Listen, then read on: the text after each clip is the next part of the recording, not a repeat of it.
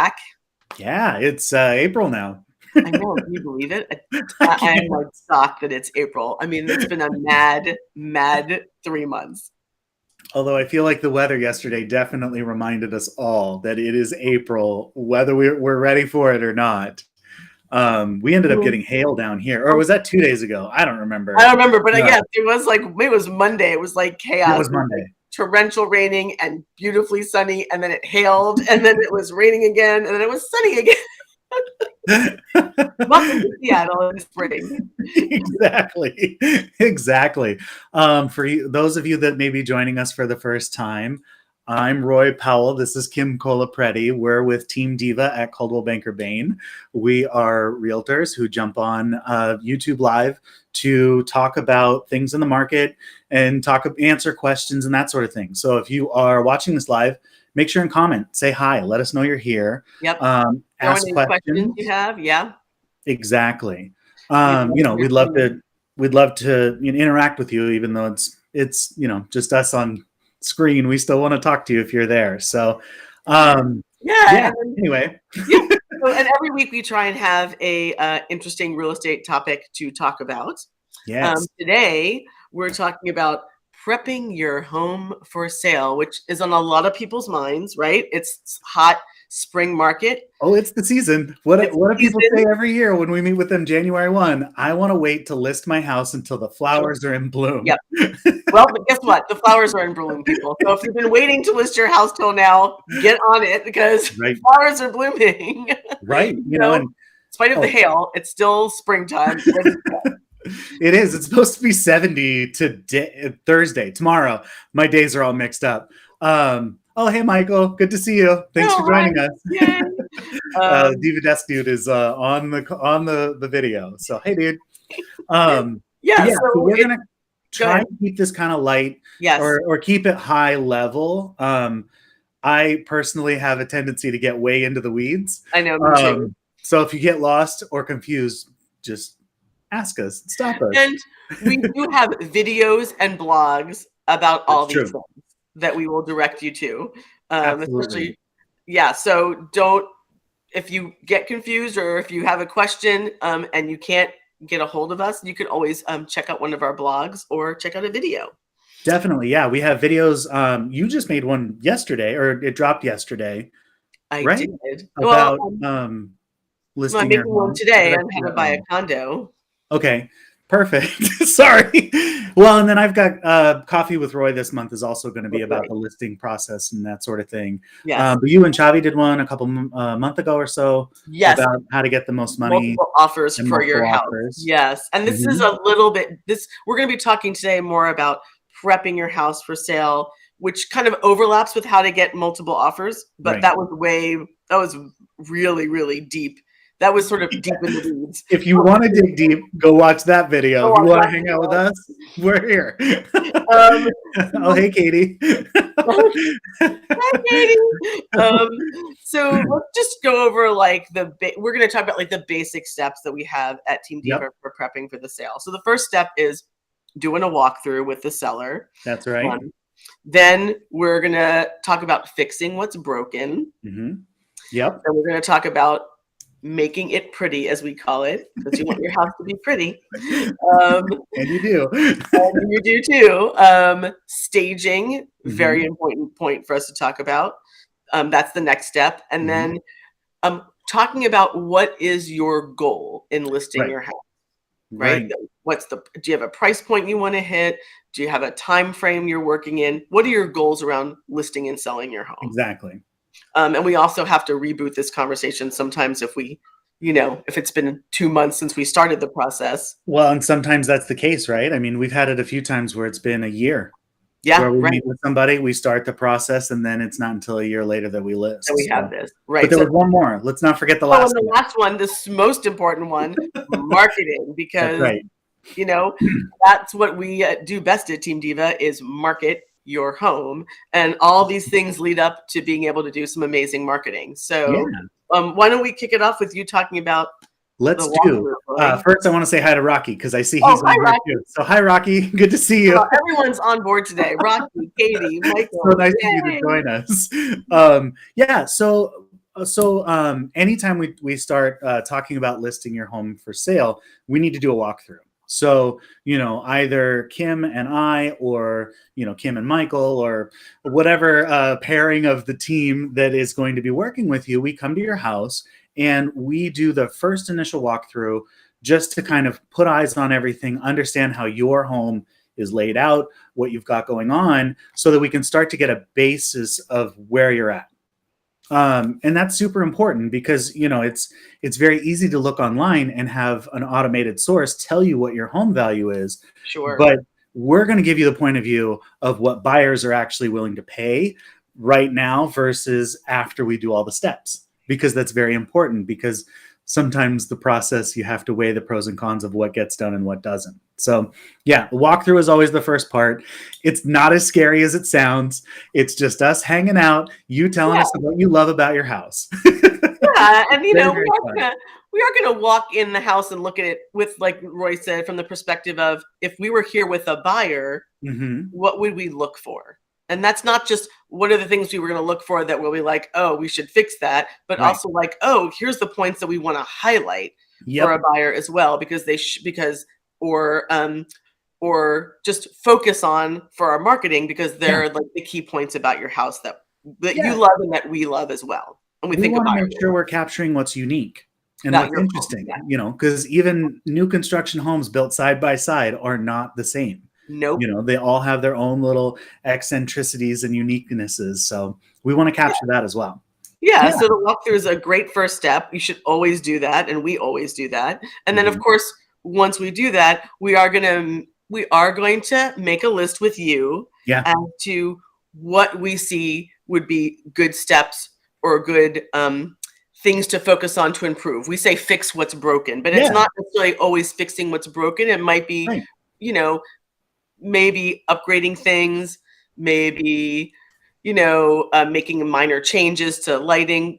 And we'll talk about that as well. But we're hardly ever talking about moving walls or changing the position of the toilet in the bathroom, or big reno stuff. No, it's mostly preventative maintenance and deferred maintenance. Those are a big one. Those are big ones because buyers are savvy. Buyers are going to come in and they're, when I used to do open houses all the time, there's one type of buyer that walks up, looks up at the roof, in the door, goes downstairs, looks at the hot water tank and the furnace. And what they're looking for is install dates on the hot water tank and the furnace, and when was it last serviced? And, and so like those like big monetary things are really important to them. So anytime, go ahead. I was going to say something and then you go. Anytime we can alleviate those worries or concerns by, demossing your roof, not sweeping it, not power washing it, but, demossing the roof, having a roofer come through and fix broken tabs, and then also like having your furnace serviced and, depending on where you are in your hot water tank cycle, possibly replacing it. Those are things we can do that are pretty simple, that are going to go a long way in fixing, the question marks. What were you going to say? I cut you off. I'm sorry. Oh, no. I think that's all great examples. And the only thing I wanted to say to back that up is like, it's not just about alleviating the buyer's concern. It's about the fact that if a buyer walks in your house and these are the things they see, they might start at this price, but every time they see something that needs work, that price is going to get lower and lower because that's money out of their pocket. Yes. They have to pay. And they're going to over exaggerate what that cost is, one, because they don't know. Yes, they are. Two, because there's a level of stress involved in trying to find a contractor. Yep. Three, they have to put up with the torture of getting it fixed. And that's something good points. Right? So it's not just about knowing that providing something for the buyer that's going to be easy for them to move in, but it's to your advantage because it might cost you what, $800 or $1,200 to replace the hot water tank, but a buyer's going to see that and go, "Oh, that's $5,000." Right? Seriously. Well, and every once in a while you get that quote from a plumber that you've had to pay $300 to come out to the house to look at your thing, and then they tell you it's $5,000. Right. They whatever. But other things in this line too are like painting. Sometimes Painting. it's as simple as paint. I remember one time I had a listing a few years back where we did the walkthrough and everything looked fine. And then when the furniture moved, Oh, right. we saw where the toddler liked to leave their boogers, where, Oh, boy, that's disgusting. just like stains from couches being too close to walls for too Right, long and that kind of thing, and those are things that like are really easy to fix. right. Paint Now, is simple. this Right? bleeds into the next point, which we say that's to me, that's sort of like bleeds into almost like the make it pretty point, right? Right. Yeah, good Right. point. Good point. I mean, but it's Sorry right. to- They kind of like meld together because They do. sometimes you're fixing something that's broken, but sometimes you're repairing something in order to make something pretty, which is your Right. house look pretty. And that could be paint, right? Paint is Carpeting, a big one. Flooring is always a big flooring is one. huge. And because like it's really easy to have a professional do it. And the best time to do it is when all of the furniture is out. Lawn, And right? when is that? When you're about to list it most of the time. Because how So, many of us wait for that point, right? We're like, oh, those floors need to be redone, but I'm not doing that because I have all this furniture and I got to move out and I got to move the dogs and the kids and right. nobody does that, right? And buyers are looking at this and going, okay, if we're going to close on this day and I need to be out of my current house or out of my rental by this day, that gives me 4 days to do floors. And now I don't have cash because I've put it all in this house and I can't spend it because I can't use, because I'm getting a loan. Anyway, getting too deep, but like there's a lot of that concern that we can easily alleviate by doing it ahead of time. Yeah. And one of my pet peeves I'm going to bring up in this Make It Pretty. And you know what it is, Roy? I was about to say it and you beat me to it. Do you want me to say it? Go ahead, say it. Lighting. Yeah, lighting. Specifically, lighting. no boob lamps ever. That's right. That's right. And there are some relatively generic contractor grade lights right now that are making the rounds, but none of them are as bad as boob lights are. Oh my God. I get cross-eyed when I see a boob lamp. I'm like, please. Right. Gotta go. It's a very inexpensive change, and it does make a night and day difference. Oh yeah, I mean, it really. I mean, it's amazing how even a like $50 more modern, slightly higher design light fixture will change a room completely compared to like having those generic, any kind of generic lighting. It's not just boob lamps. I mean, that's my pet peeve, but there's all kinds of generic builder grade lighting that we see just hanging around in houses, or broken light fixtures, or just things that are light not switches that flicker. What did you say? Light switches that flicker. Light switches that flicker. Right. Oh my God. My big one in that regard is the tone of the lighting, the color tone. Yes. Because there is no place in a condo for daylight bulbs. There's no place for them at all. And like in single family homes, maybe on a back porch, maybe somewhere where you need to accentuate that, but everywhere else, don't do it. So no, I agree. Soft lighting is the best. Oh, and also those curly light bulbs. Oh yeah, the spiral fluorescent ones. Oh my God, I used to see them everywhere. I'm like, why would you put those in your house? They were energy efficient and they were, they last forever, unfortunately. We've got Hue lighting now, people. Check, I'm not above going to Costco and buying 3 flats of light bulbs and bringing them to your house and replacing all of them. Like it's that important to me that when someone walks in, they feel at home and they feel like they want to stay. Right.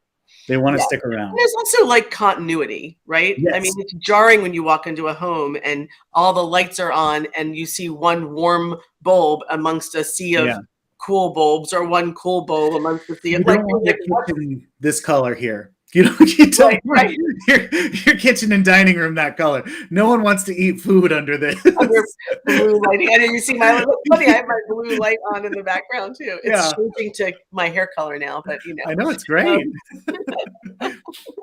That's the kind of lighting I would like to see in every home. Lights that just change to like different colors. I mean, why not? It could be a lot of fun, Totally. And like you were saying, it's getting less and less expensive. Yes. The barrier for having that is getting lower and lower, and it's becoming more and more expected. Right. People just adding that level of polish to your house we think is super, super important. Right. Definitely. We always want to push to make your home aspiring for the next homeowner. We Mhm. want the next homeowner to walk in and go, this is where I want to live. Yep. This can be and should be my home. What Yes. do I need to do to make it my home? How do I win it? Right. And Yeah, not also that I can do these fun things to improve it, but I don't have to do that as soon as I right. walk in the door. I can walk Yep. in and I can live in this house and enjoy it. And yeah, down the road, I can do some upgrading that's joyful and that's something that Right. I creative, but not immediately have a laundry list of stuff I need to do. Right. Absolutely. So that bleeds in, the make it pretty bleeds into the next one, which is staging. Staging. We are all about staging at Team Diva. Like, I will We never, are. ever take a listing if a client's not willing to stage the house. Like vacant Yeah. homes, not doing it. I mean, it was so funny when I used to work in rentals and I would take on rental listings.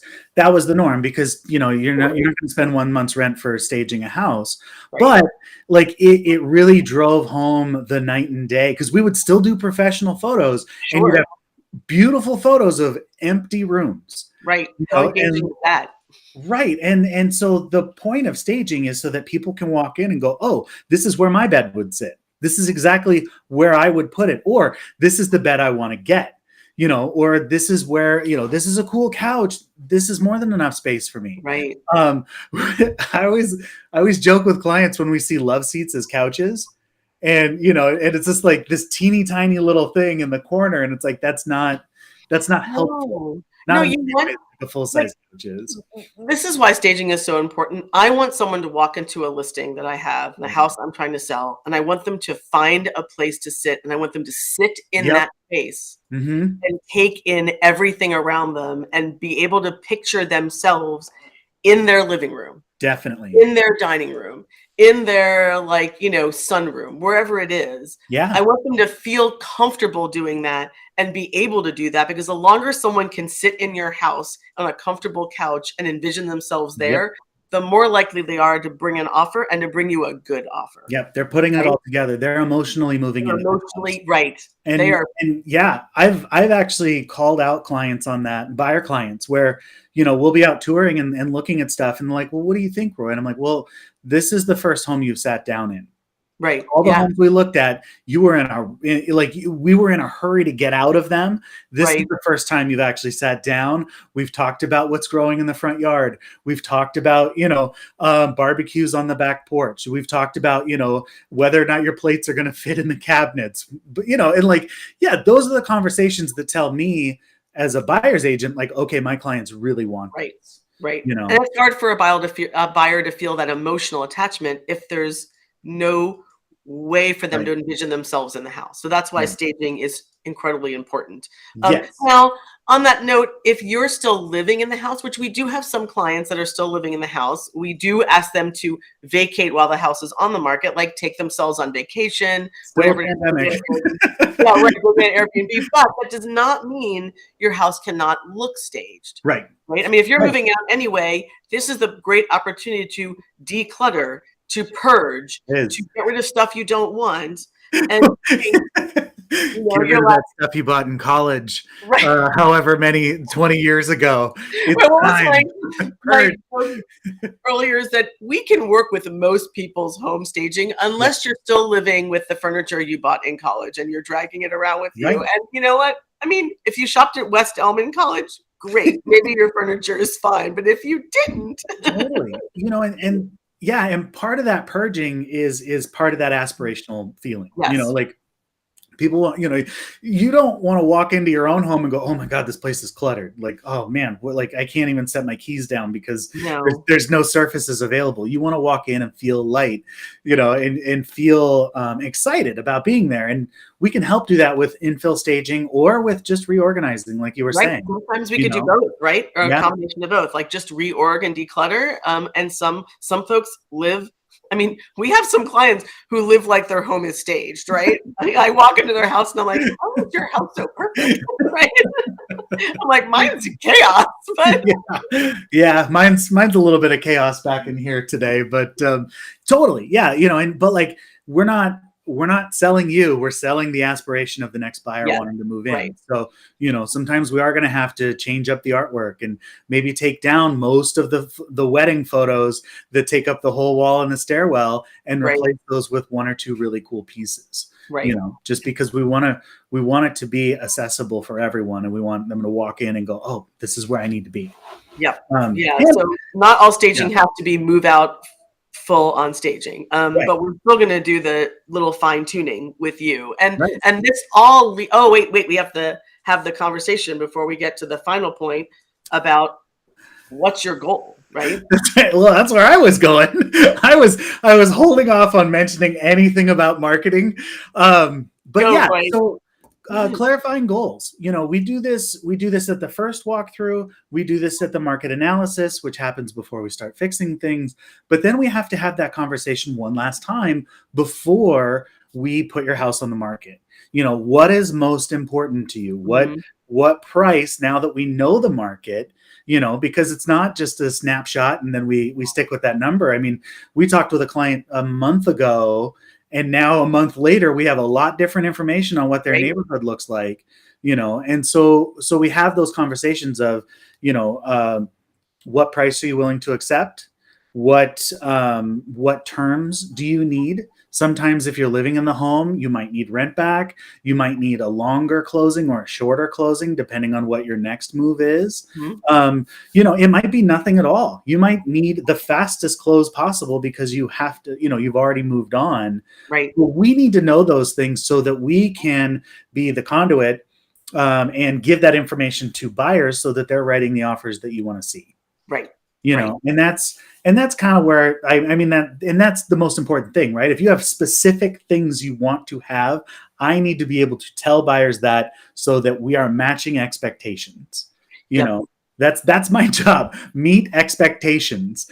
Right. Always trying to excel, but at the minimum, meet expectations. Right. Well, and also it's like the more communicative you are with us as a seller and the more questions we ask you and answers we get, the easier it is for us to basically communicate with the agents that are coming to your house, right, and make sure that they're getting this information as well. The information that's important, not all the information, but the information that you're willing to have us deliver to them to help them make sure that they're communicating with their buyers what the expectation is, right? That's right. Because if we ask for what we want, sometimes we get it, right? We're more likely to get it if we ask for it.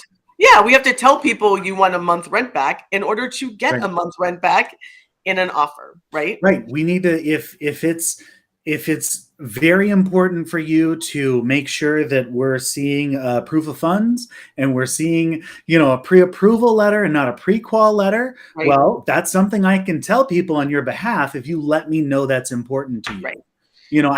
I can't dictate those things on my own. Those have to be directed from a buyer. Right. Or from a seller. From a seller, right. To the buyer's agent, right. Yeah. That's why this communication is super important. Yeah. Before we jump to the last one, let's take a pause. Does anyone have any questions? Does anyone want to stop and say hi? Is anyone out there that, I mean, well, yeah. Other than Rocky, Katie, and Michael, thank you guys for joining. And Chavi, of course, who's behind who's producing all the magic happen. Yeah. And Chavi has gone and put in all these blogs. Right. It looks like, so that you have access to. Is that the video? I think it looks like she put in the video too.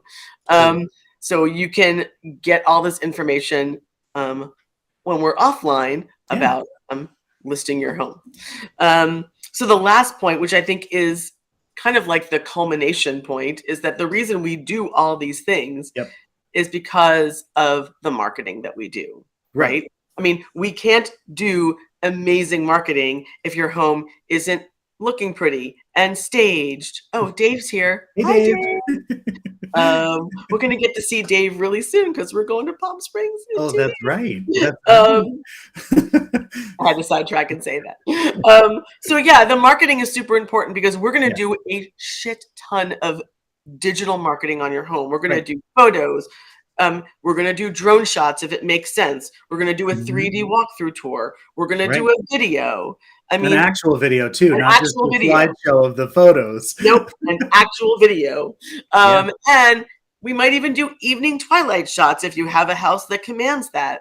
You know, we're Right. going to do all these kind of visual marketing. If your house doesn't look perfect and beautiful, then the marketing doesn't make any sense, right? Right. Yeah. If we're not fixing what's broken and making it pretty, so and And staging, staging and it, getting all of that done so that we can present the house in its best light, then people will skip it. right? It's kind of funny, like the ones that I have a couple of clients where I set up a search for having been on the market for 10, 12, 14 days. And it's really interesting, the ones that hit that threshold. And then I send them again, and my clients just don't even acknowledge them. They're like, Yeah. they'll go through them and they're like, no, I'm not interested. I'm like, well, why And not? why? And they're like, I can't see myself living there. Right. And that's a huge part of this, is making sure that we are, we love houses. Like Kim and I love houses. We love listing houses. We love going and looking at houses. Like, we wouldn't be doing this for as long as we have if we didn't love the people we work with and love the houses that they, Right. shop for and buy and sell, and that's going to show in our marketing, and that's going to highlight the work that you've done to make your house aspirational, and the work we've done together to get your house to look like the best one in the neighborhood. Yep. Because we want to make sure that we are selling your house for top dollar. Right. We want to get the best buyer at the best price for you. And these are all the steps we do to get you there, so that when we put all that energy into this beautiful marketing that we're going to, beautiful high level marketing, your house hits all those points for a buyer. That's right. As soon as they open it up on Redfin or on the MLS, or their agent sends it to them, or they see it on our website, Right. or whatever it is, they're watching a video. We want every aspect of your home to shine, so that every medium we're using to market it, buyers are going to look at it and be like, that's a beautiful house. Right. And I want because they're not going to find it on their own. No one finds a house by the sign. They see it online first. What's a sign? Well, I mean, seriously though, with condos, we don't even put signs up because they're not allowed, Right.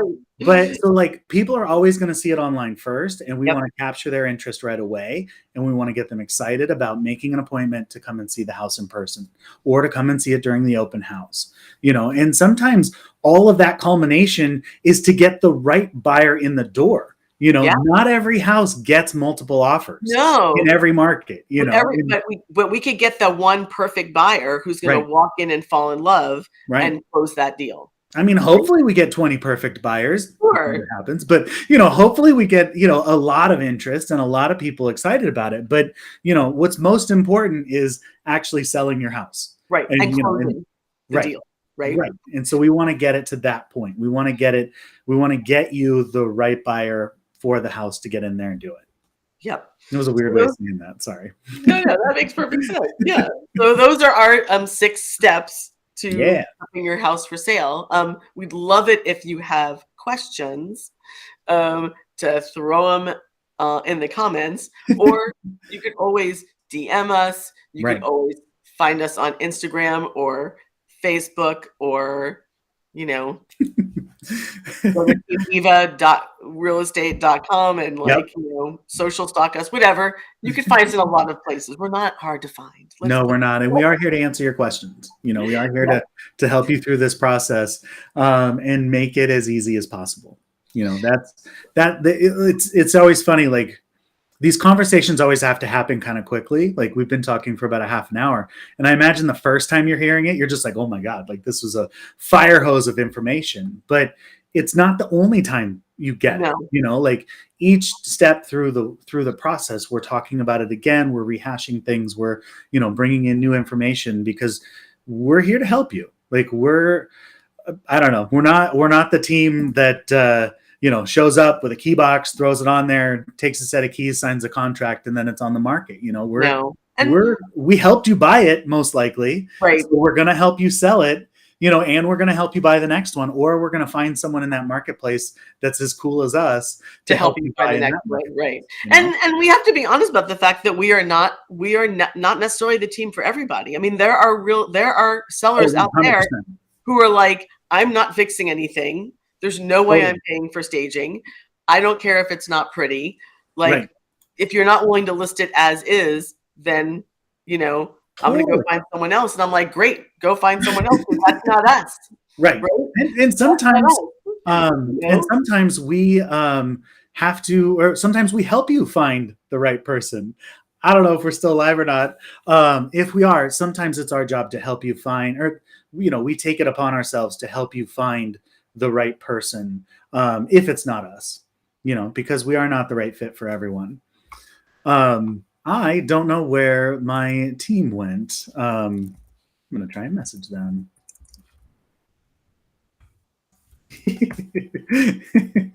This has happened one time before, and I was off the live and they were on the live.